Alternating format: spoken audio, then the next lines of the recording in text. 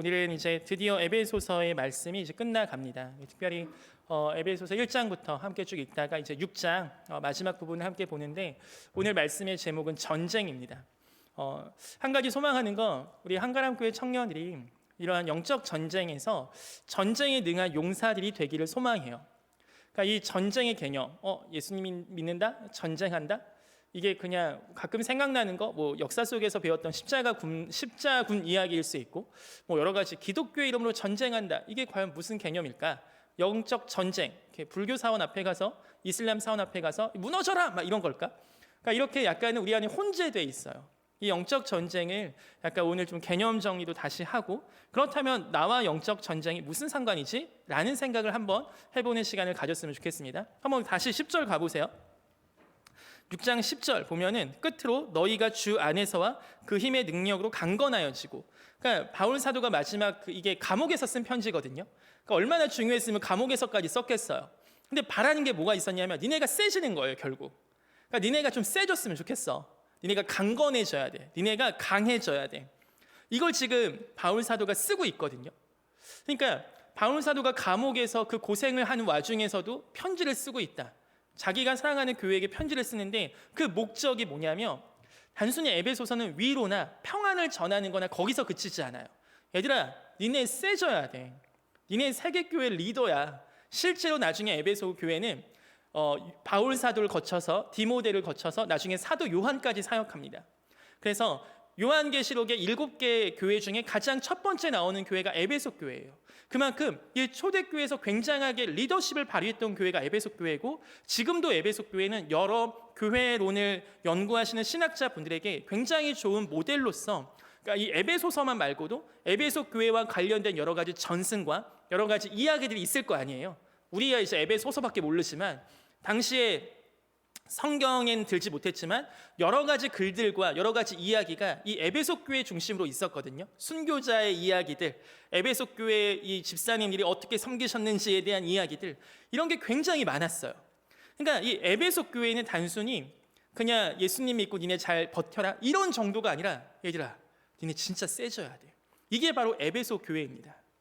제가 이 에베소서를 처음 우리 한가람교회 청년부와 함께 어느 말씀을 전할까, 바울 서신 중에 하나 정했으면 좋겠는데, 고린도전서를 통하여 함께 좀 우리 하나된 교회의 여러 가지 이슈들에 대해서 바울의 입장은 어떠한가, 우리 가운데 계속해서 교회가 이래도 돼? 이러한 고민들을 바울 사도는, 그리고 하나님은 어떻게 정리해 주셨는가 라는 것을 좀 같이 보게 원했고, 에베소서는 우리 한가람 청년부가 한 번 더 레벨업하는 시간이 되었으면 좋겠다는 생각이 들어서 사실 에베소서 말씀을 함께 나누고 싶었습니다. 그 얘기는 뭐냐면, 제가 느낀 여러분은 보통 한국교회 청년들이 아니세요.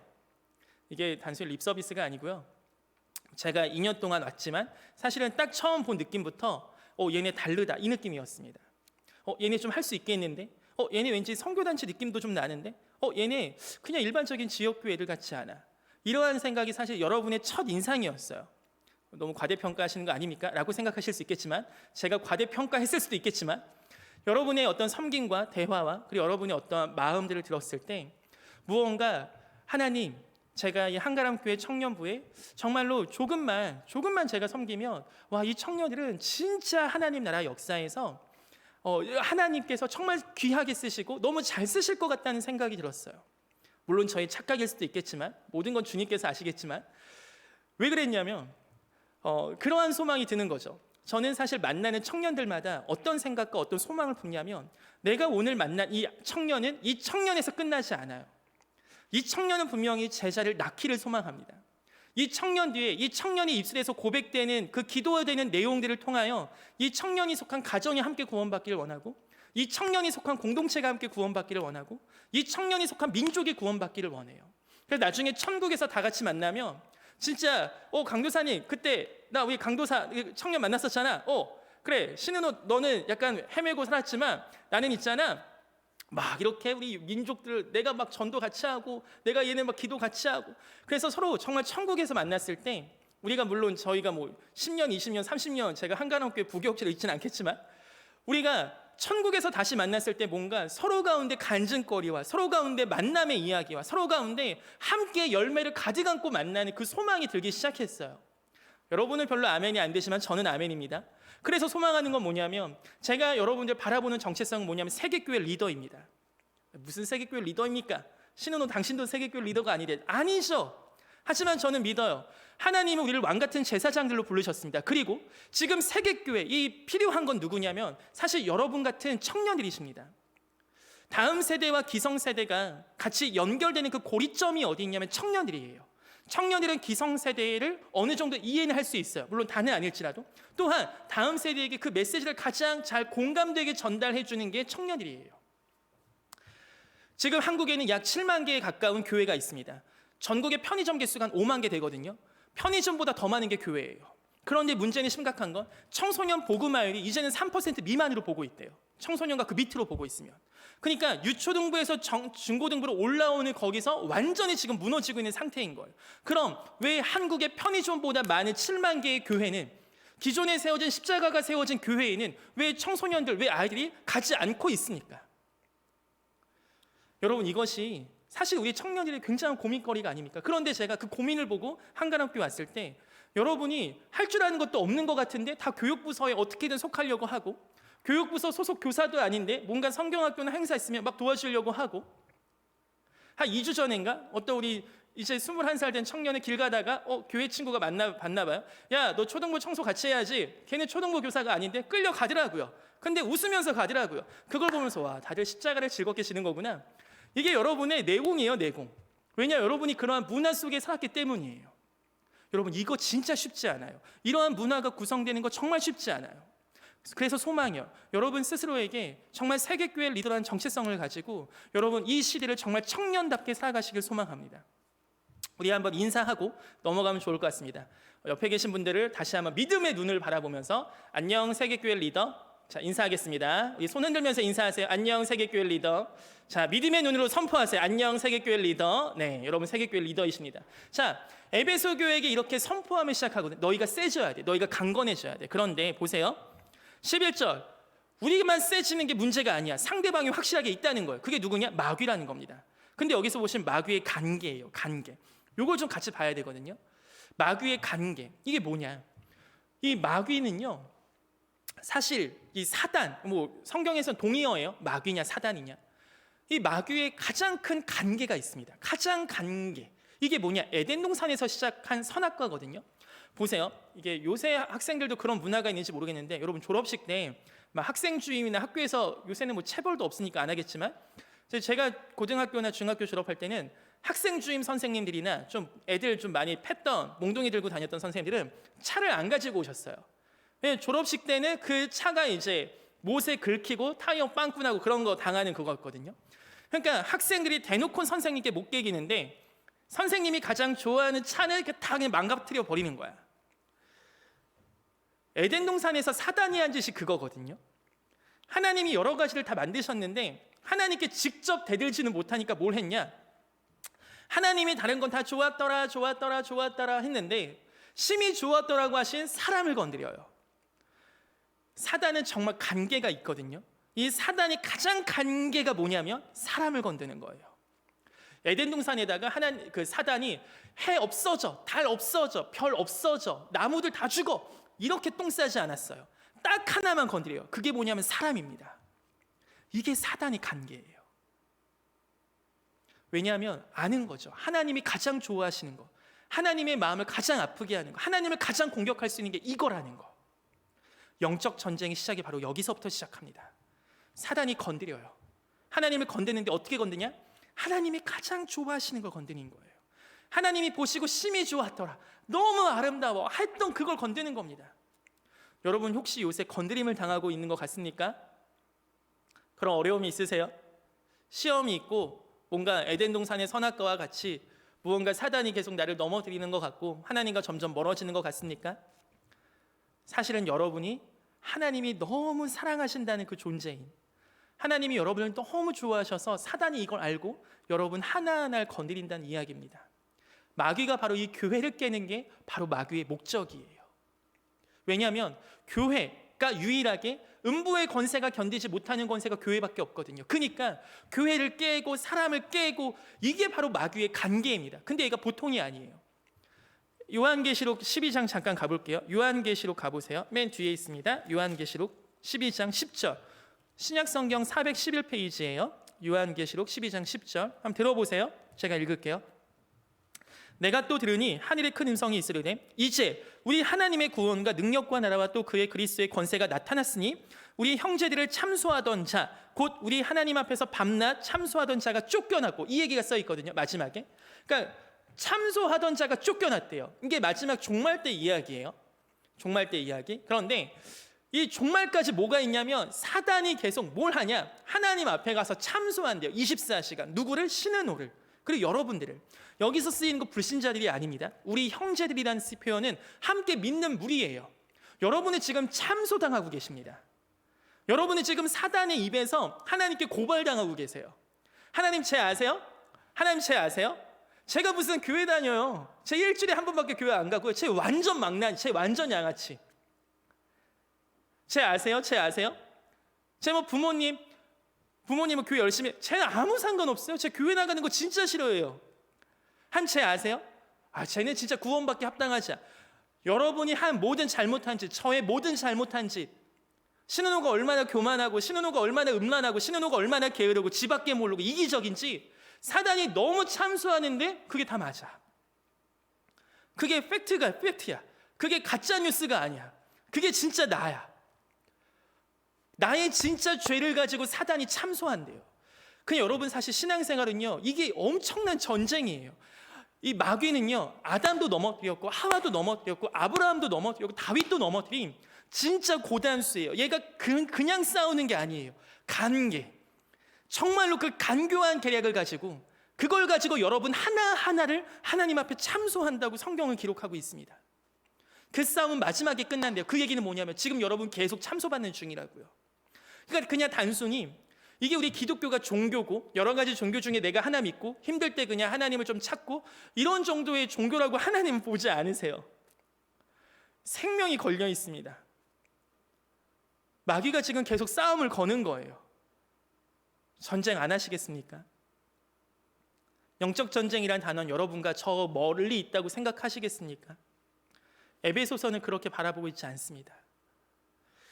마귀의 관계를 등이 대적하기 위하여, 자 여기서 전신갑주 우리 어려서부터 많이 배웠죠. 뭐 우리 아까도 찬양했었지만 뭐 서서 진리의 띠를 띠고, 이 찬양 모르죠? 아마 요새는 안 할 거예요. 막 그렇게 있었어요. 그러니까 의의 흉배 붙이고 평안의 복음의 신을 신고 믿음의 방패, 이거 모르죠 잘? 네. 자, 아는 사람들이 이제 저 같은 비슷한 세대고 이런 찬양이 있을 정도로 다 알고 있잖아. 근데 전신갑주 앞에 있는 그 단어가 가장 중요해요. 전신갑주 앞에 단어가 뭐가 있습니까? 보세요. 하나님의 전신갑주입니다. 하나님의 전신갑주. 전신갑주는요, 내게 아니에요. 신은호의 전신갑주가 아니에요. 목사님의 전신갑주가 아니에요. 오직 하나님 겁니다. 왜냐? 서서 진리의 띠를 띠래요. 진리. 의의 흉배를 붙이래요. 그 다음 평안의 복음에 예비한 신, 복음. 그 다음 믿음의 방패, 믿음. 구원의 투구, 구원. 성령의 검, 하나님의 말씀. 다 뭡니까? 하나님께서 주시는 거예요. 진리, 의, 믿음, 구원, 복음, 성령의 검. 다 하나님 거예요. 하나님 거. 그러니까 이거는 사실 우리가 세지는 건데, 내 신은호가 운동을 많이 해서 내 근육량을 키우고 이게 아니고, 나는 여전히 약한데 하나님의 무기들을 내가 가져다가 하나님의 무기로 나를 보호하는 겁니다. 즉 전신갑주를 입는다는 것, 전신갑주를 취한다는 건 뭐냐면, 내가 막 만들어내는 내 의지와 결단의 영역이라기보다는, 우리 18절 가보세요. 18절 전신갑주를 결론적으로 어떻게 얻냐 하면 18절 가보시면 모든 기도와 간구를 하는 겁니다. 즉 기도와 간구를 통해 전신갑주를 얻는 겁니다. 여러분, 전신갑주 얻는 건 어디 기도원 가야만 되는 거 아니에요. 뭐 어떤 특별한 비법을 알아야 되는 거 아니에요. 여러분이 기도하시면 하나님이 주신대요. 서서 진리의 띠와, 이거 약간 빨리 가면 리뷰 쭉 해드리면, 진리의 띠를 띈다는 건, 유대인들은 예전에 통옷을 입었어요. 통옷. 그러니까 어디를 갈 때 그냥 가면은 진짜 홈드레스 입고서 원피스 입고 다니는 거예요. 근데 이제 그렇게 보이면 너무 모양새가 그러니까 남자들은 항상 띠를 띠는 게 옷을 입는 거예요. 밖에 나갈 준비가 띠를 띠는 거예요. 그러니까 내가 무언가 시작을 한다는 의미가 바로 진리로 띠를 띠는 겁니다. 내 모든 시작의 근원이 내 의지로 띠를 띠거나 내 감정이나 내 결단이 아니라, 여러분의 인생의 모든 그 띠 띠는 시간, 나 이제 해볼까? 할 때 진리로 띠를 띄우는 은혜가 있길 소망합니다. 그 진리로 띠를 띄우고 의의 흉배는 뭐냐? 의. 여러분은 다 의인이신 줄 믿습니다. 근데 저 사는 꼬락선을 보니까 저는 의인이 아닌 것 같은데요. 자, 이렇게 생각하시는 분들 잠깐 볼게요. 로마서 가볼게요. 로마서 4장 가보세요. 로마서 4장 22절. 로마서 4장 22절. 제가 읽어볼게요. 로마서 4장 22절 제가 읽습니다. 그러므로 그것이 그에게 의로 여겨졌느니라. 그에게 의로 여겨졌다 기록된 것은 아브라함만 위한 것이 아니요. 여기서 보세요. 의로 여기심을 받을 우리도 위함이니. 그러니까 뭐냐면 의롭다고 여겨주신다는 거예요. 너는 의인이구나. 네가 하는 걸 보니 너는 의인이구나 이게 아니고 우리의 믿음을 보시고 너는 의롭구나라고 여겨주셨대요. 이 여김의 은혜가 있는 겁니다. 뭐냐면 여러분은 저의 딸이나 아들이 아니에요. 그런데 제가 여러분을 가족으로 여기는 겁니다. 여러분은 실제로 제가 낳지 않았어요. 그런데 제가 영적인 자녀로 여기는 겁니다. 이게 바로 여김의 은혜예요. 나의 일방적인 선언이에요. 하나님이 일방적으로 너 하는 걸 보니 너는 의인해도 되겠다 이게 아니고 일방적으로 넌 내 거야. 너는 의로워. 너는 나와 함께 있을 수 있어. 이게 바로 의롭다고 여겨주신 거예요. 그런데 하나님이 이걸 똑같이 우리에게 하라고 하세요. 6장 가보세요. 로마서 6장 한 장 이렇게 넘기시면 로마서 6장 11절 제가 읽어볼게요. 247페이지 로마서 6장 11절 이와 같이 너희도 너희 자신을 죄에 대하여는 죽은 자요 그리스도 예수 안에서 하나님께 대하여는 살아있는 자로 여기를지어다. 하나님만 여겨주신 게 아니고 얘들아 니네도 여겨. 니네도 의인이라고 여겨. 이게 하나님 나는 죄지어도 의인이에요 이런 우기라는 얘기가 아니라 진짜 모든 정죄감 모든 하나님과 함께 있을 수 없을 것만 같은 나의 모든 본 모습 이런 걸 다 뒤로 떨쳐버리고 십자가에서 하나님의 아들이 날 위해 죽으신 그 십자가 보혈을 믿고 내가 주일학교 교사를 안 섬기든 내가 교회를 그동안 열심히 안 다녔든 이 내 모든 행위는 다 뒤로 하고 정말 주님께서 그렇게 거지 같은 나 신은호를 하나님의 아들 예수 그리스도 십자가의 죽이심으로 나를 아들 삼아주셨음을 내가 이제는 여긴다는 겁니다. 그래서 나는 의인이라고 여긴다는 겁니다. 내 행동의 꼬락서니가 의인이어서가 아니라 내가 정말 그지같이 살아온 그 모든 것을 보시고 하나님은 그래도 넌 내 아들이다. 그래도 너는 내 거다. 그래 너는 나의 사랑하는 아들이다 라고 말씀해 주신 주님의 말씀을 내가 맞다고 여기는 겁니다. 여러분 이 여김의 은혜가 정말 있기를 소망합니다. 이 진리로 띠를 띠고 의롭다고 여기는 게 바로 이거예요.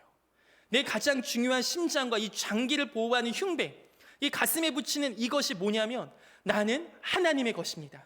하나님이 나를 의롭다고 여겨주셨습니다. 이걸 내 가슴에 붙이는 그 어떤 공격이 와도 네가 무슨 기독교인이야, 네가 무슨 크리스찬이야, 너 술 처먹는 놈이 무슨 크리스찬이야, 이러한 공격과 등등등 다 내 모든 행동 다 나 아닌 것 같아 할 때마다 주님 앞에 회개하면서 가슴에 흉배 붙인 걸로 주님 날 의롭게 여겨주셔서 감사합니다. 그 의롭게 여기심 앞에 다시 나아가는 거예요.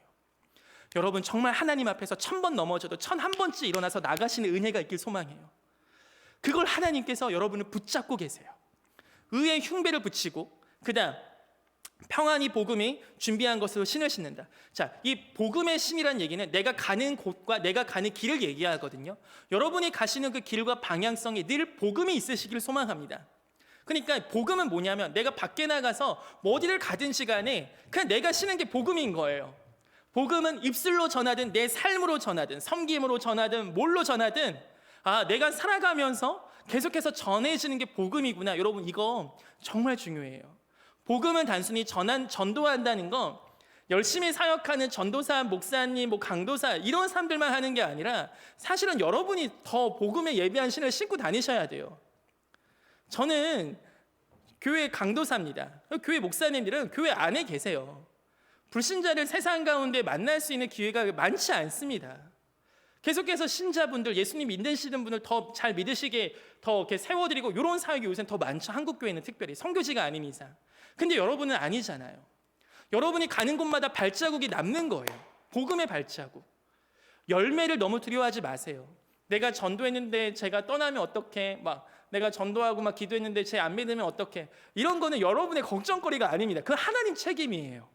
여러분은 눈에 보이면 그 친구에서 기도하고 기회가 되고 어떤 상황이 조성이 되고 내가 갑자기 얘한테 예수님에 대해서 이야기해보고 싶다 하면 그 얘기 하면 돼요.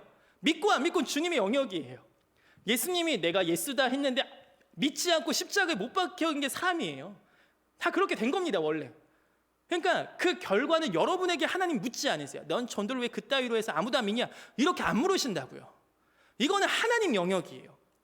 그러니까 여러분에게 맡겨진 건 뭐냐면 복음의 신을 신고 살아가는 겁니다.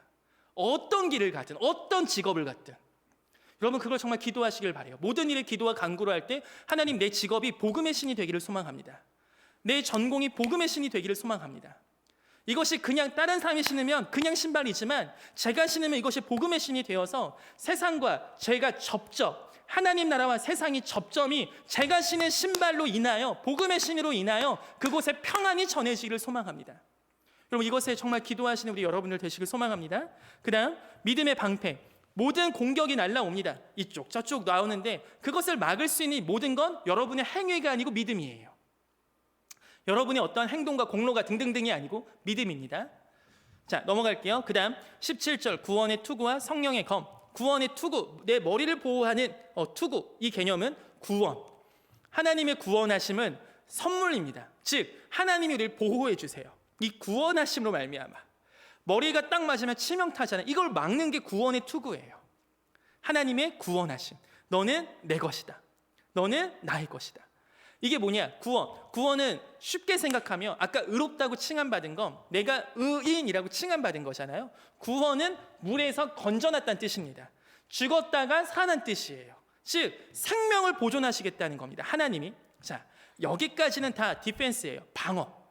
다 방패예요. 다 방어. 유일하게 우리 가운데 공격하는 무기가 있는데 그게 바로 성령의 검, 곧 하나님의 말씀입니다. 여기까지가 이제 그 전신갑주, 하나님의 전신갑주인데요. 어제 이 이야기를 목자 모임에서 같이 나눴는데 기억이 안 나요. 저도 무슨 얘기를 했는지. 기억나는 거는 어제 목자 모임 때 호연이가 울었다, 지연이가 울었다. 원래 울고 나면 걔밖에 기억 안 나잖아요. 근데 왜 울었는지도 기억도 안 나요. 사실 그냥 울었다밖에 몰라요. 그러니까 끝나고 궁금하시 물어보세요. 왜 울었는지.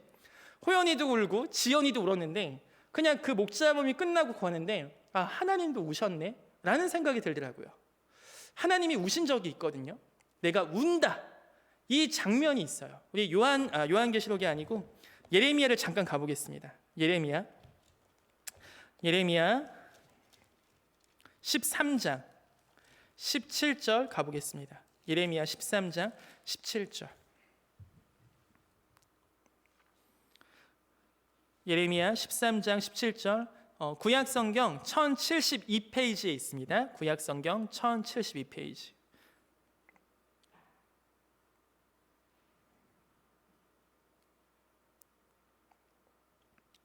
네, 제가 읽겠습니다. 너희가 이를 듣지 아니하며 나의 심령이 너의 교만으로 말미암아 은밀한 곳에서 울 것이며 여호와의 양떼가 사로잡힘으로 말미암아 눈물을 흘려 통곡하리라. 하나님이 자신을 설명하시는 나의 심령이 너희의 교만함으로 말미암아 은밀한 곳에서 하나님이 우신대요. 이게 아까 제가 처음 말씀드린 영적 전쟁의 시작입니다. 하나님이 눈물을 흘린다. 해가 좀 빛이 사라졌네, 달이 없어졌네, 우주가 왜 모양이 왜 이러지? 이걸로 우시는 하나님이 아니세요. 근데 뭐 때문에 우시냐 하면 우리의 교만 때문에 우십니다. 왜냐? 우리의 마음을 사단에게 뺏겼기 때문에 우십니다. 이건 마치 어떤 눈물이냐면 제가 키우고 있는 5살짜리 딸한테 초코송이를 사줬는데 초코송이를 뺏어버렸어요. 영적 전쟁입니다. 그때부터 이 아이는 아빠고 엄마고 없습니다. 막 달려듭니다. 영적 전쟁이에요. 근데 마치 이 장면처럼 하나님이 지금 그렇게 우신다는 거예요. 나의 심령이 진짜 은밀한 곳에서 운다. 왜? 니네가 교만해서. 나의 백성들이 사로잡히는 것 때문에 내가 운다. 죄에 사로잡히고 유혹에 넘어지고 완전히 세상 가운데 다 끌려간 너희를 보고 내가 운다. 그 하나님의 우심의 끝이 뭐였냐면 십자가였습니다. 성경은 전쟁에 대한 책입니다. 우리를 다 빼앗겼던 하나님의 눈물과 하나님의 결단과 하나님의 선물로 다시 쟁취하셨어요. 우리를 테이크하셨어요. 니네 내 거야. 하나님이 죽으심으로 말미암아. 성경은 단순히 교양적으로 읽을 수 있는 교훈적인 종교가 아니에요. 기독교 그런 거 아니에요. 단순히 잠깐 와서 마음의 평안을 얻고 가는 그런 거 아니에요. 그런 건 다 뭐냐면 기대 효과예요. 그냥 우리가 이걸 하다 보니까 그게 오는 거지, 사실은 그걸 하려고 만들어진 게 아닙니다. 근데 어느 순간 우리가 사실 그러한 것들만 남아 있을 수 있어요. 이 전쟁의 의미, 이 투쟁의 의미, 정말 우리가 하나님의 전신갑주를 취하고 내가 이 세상을 살아간다는 건, 이러한 믿음 없이 산다는 건 진짜 갑옷 없이 전쟁터에 나가서 그냥 다 나 죽이는구나 하고 죽는 것과 같은 거구나. 그렇게 해서 우린 주일마다 교회 이런 공적 예배를 통하여 내 전신갑주에서 지금 의의 호심경, 구원의 투구, 내 안에 성령의 검이 날카로운가, 이러한 것들을 다시 한번 점검하는 그러한 전쟁의 베이스 캠프 같은 곳입니다. 단순히 오셔서 누리는 호텔과 리조트에서 그치지 않아요. 전쟁을 하도 싸우다 보니까 전쟁의 잠시 장막 안에 들어와 있는 것만 해도 그런 호텔 같은 느낌이 드는 거지.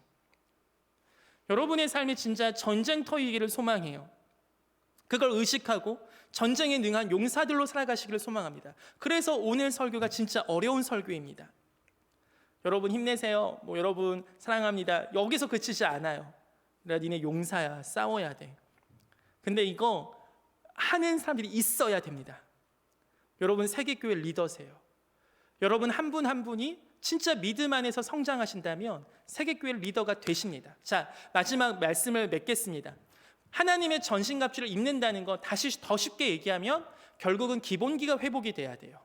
이거 얘기하는 거 여러분 처음 듣는 얘기 아니잖아요. 처음 듣는 얘기 아니에요. 기본기예요. 다 사실은. 그러니까 이 기본기, 그리고 이거는 하나님이 기도하며 다 주신대요. 모든 일에 기도와 간구로 하래요. 이게 바로 하나님의 기본기예요. 여러분 이 기본기가 정말 탄탄하길 소망해요. 어제 제가 목자분들께 숙제를 드렸어요. 오늘 목장 모임 때 목자분들께서 이걸 얘기하셔야 돼요.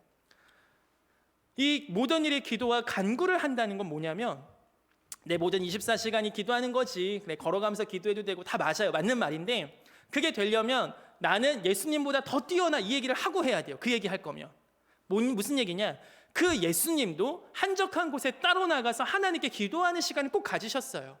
근데 여러분과 제가 뭐라고 나는 모든 삶이 예배야, 모든 삶이 기도야 하면서 그렇게 하나님과 1대1로 만나는 시간 없이, 하나님 앞에 나아가서 기도하고 찬양 드리고 말씀 보는 시간 없이 어떻게 사시려고 합니까? 그거 안 하면서 일주일 동안 어떻게 내가 신앙생활을 했다 할 수 있어요? 제가 오늘 하는 얘기 진짜 힘든 얘기예요. 저한테도 되게 힘든 얘기예요. 근데 이 얘기를 왜 하냐면, 이거는 그냥 우리가 해도 되고 안 해도 돼, 목자들만 하면 돼, 이런 얘기가 아니라는 거예요. 여러분이 지금 신앙생활이 어느 수준에 있든지 간에 여러분의 삶에 이러한 전쟁의 준비를 하는 그 하나님과의 기본기가 되는 여러분 되시길 소망해요. 그래서 우리 목자분들께 어제 얘기했습니다. 목자님들, 다음 주에 정말 하나님 앞에 어떻게 이렇게 모든 일의 기도와 간구로 이러한 전신갑주를 준비하고 할지 계획을 짜시고 오늘 목장 모임 때 얘기하세요. 잘 들으세요. 우리 목원분들께서는, 우리 목자분들께서 어떻게 숙지를 하셨나? 이상하게 했으면 저한테 신고하세요. 목자분들께서 그렇게 하시는 얘기는 뭐냐면, 여러분들도 그게 지금 당장은 아니어도 내가 이렇게 살아가야겠구나 라고 생각하셨으면 좋겠습니다. 근데 저는 새내기인데요, 이렇게 얘기하시는 우리 새내기 분들, 사실 어제 제가 목자분들께 이야기한 것 중에 하나가, 얘들아 기도하는 거 있잖아, 하루에 최소 20분은 해야 돼. 그 20분이 어디서 나왔냐? 제가 고3 때 제 친구가 알려줬어요. 은호야, 기도는 20분은 해야 돼. 왜? 너 5분 동안 눈 감고 딴 생각할 거 아니냐? 또 5분 동안은 네가 좋아하는 여자애 생각할 거 아니냐? 적어도 10분은 해야 하나님과도 좀 얘기하지, 이렇게 염치가 있지. 그러니까 20분은 해야 되는데 그게 그냥 마음 가운데 너무 잘 들렸어요. 고3에도 그렇게 한다고 합니다. 20분은 기도하라고. 제가 얘기한 게 아니라 제 친구가 얘기한 거거든요. 여러분도 그 20분은 좀 기도하셨으면 좋겠어요. 하나님께 그렇게 나아가는 시간들. 이게 바로 기본기입니다. 그 기본기를 닫고 나면 결국은 이 공격하는 무기, 오늘 진짜 하고 싶었던 얘기가 이거예요. 여러분들 공격합시다. 왜 우리는 늘 세상에 당하고만 있어야 됩니까? 왜 늘 교회가 세상화되고 세속화만 돼야 됩니까? 오히려 세상이 교회화돼야 돼요. 이게 하나님이 우리 가운데 주신 빛의 특성입니다. 어둠은 빛을 절대 못 이겨요. 속성 자체가. 원래 세상이 교회화되라고 주께서 교회를 세우신 거예요. 근데 왜 교회가 세속화돼요? 그래서 계속 우리는 왜 지는 것만 같고 왜 우린 밀리는 것만 같아요? 우리가 하나님의 말씀인 성령의 검을 사용하지 않아서입니다.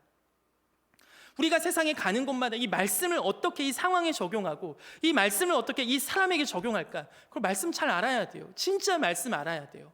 말씀을 읽고 이것이 여러분의 삶에 하나님은 너무 신기해요. 내가 오늘 큐티한 그 말씀 별로 깊지도 않지만 그냥 살아가는데 생각나게 하세요.